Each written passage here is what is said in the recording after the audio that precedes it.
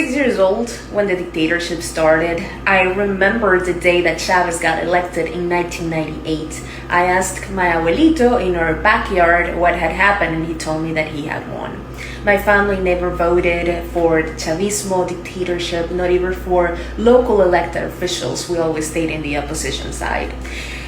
Nevertheless, a lot of Venezuela was very much supporting of Chavez and Chavismo. In the early 2000s, things had gotten really bad, and we got to see our country deteriorate bit by bit. And for many days, the country was paralyzed. People were instructed not to go to work. Nobody went to work.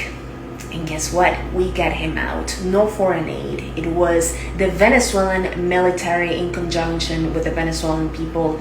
We got Chavez out. There was an option to ship him to Cuba, but one of the guys that was in charge of him decided to do some political negotiations and give him another chance. And there we were. The whole country was forced to give Chavez and Chavismo another chance, and he got to restore power. Soon after, he got on national television that we were forced to watch because all the national open signal channels had to stop regular programming for us to see whatever the president wanted us watching.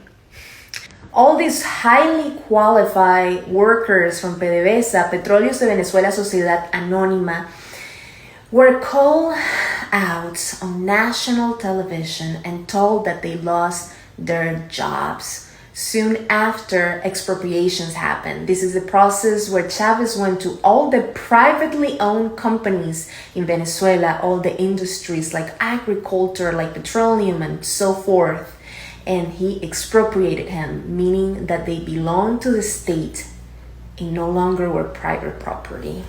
This expropriation, along with the unmeasurable corruption when it came to oil, meaning that the dictatorship would give out oil to different countries to buy out the international favor, contributed to the economic collapse of Venezuela. And then Chavez died, I believe it was in 2012, and once again we thought that we had a chance, but he had already picked his successor in life, and that's Nicolas Maduro, the guy that you see now in handcuffs in New York.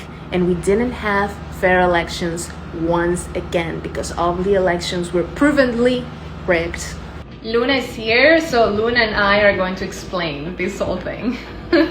Then came the crisis of 2017 when the resistance came along. The resistance was led by young students, college students in groups called guarimbas. They took to the streets. They tried to protect themselves with whatever they could. They tried to cover their faces and fight against the National Guard with rocks, with sticks, with whatever they found available. And the National Guard was very much instructed to do tear gas on them, and actually the tear gas would creep inside homes to people that were just sleeping at night. They were also instructed to imprison them, and a lot of people were tortured in ways that I cannot even say. And they were instructed to kill them. So a lot of people died during this period of resistance. We are a country of beauty queens, so one of our beauty queens was tragically killed during the protest. Also, everybody whom I know had gone out, and folks were out protesting. We would wear all white and we would sport the Venezuelan flag to signify peace. In 2019 came what we call the apagón. This means that the country, all 23 states were without power. This means hospitals were without power. So people that needed their treatments like dialysis had to hook the machines to a car in order to produce power to get their dialysis and not die. Everything was collapsing, and this is what the dictatorship does to the folks in Venezuela. It weakens them by taking out the power, by taking out the water. But this was something really big. It was more than 100 hours, 4+ days with no power in the whole country.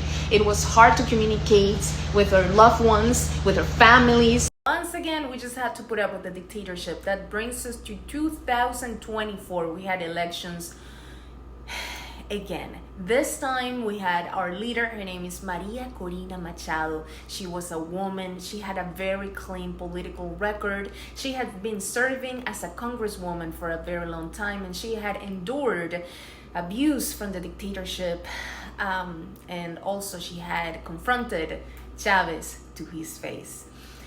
And she was not allowed to run, so she picked Edmundo González Urrutia to be our president. What the dictatorship didn't know, and that she had a way to prove that the elections were rigged, to have proof that they were rigged. So what we had known for many years, she was able to prove to the world that Maduro was in fact not elected by the people. Maria Corina went on to win a Nobel Peace Prize for her tireless work for the Venezuelan democracy and proving that the elections were in fact rigged.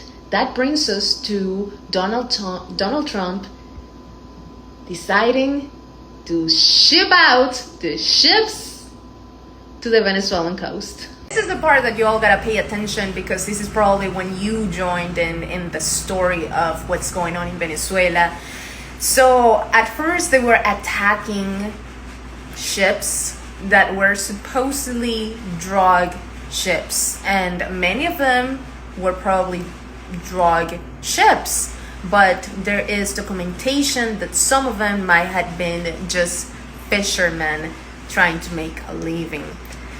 However, there was us hoping that he would do more, that Donald would do more than just destroy these ships. There was an attack near Maracaibo City to a drug deposit. The Venezuelan dictatorship finances itself by the Venezuelan money from natural resources just like oil, and by running a drug cartel, El Cartel de los Soles. That is why the DEA, then the United States government wants Maduro's head, because he is a drug lord. So this attack signified that Donald actually meant to do more in Venezuela, right? And then again, we were hoping, but no information was out. This morning, we learned that Maduro was extracted with his wife in a surgical military way, and that key points of Chavismo were burned down to the ground with fire. And what we want is a smooth transition of power now, with our president, Edmundo González Urrutia, and our vice president, Maria Corina Machado. And we're so happy.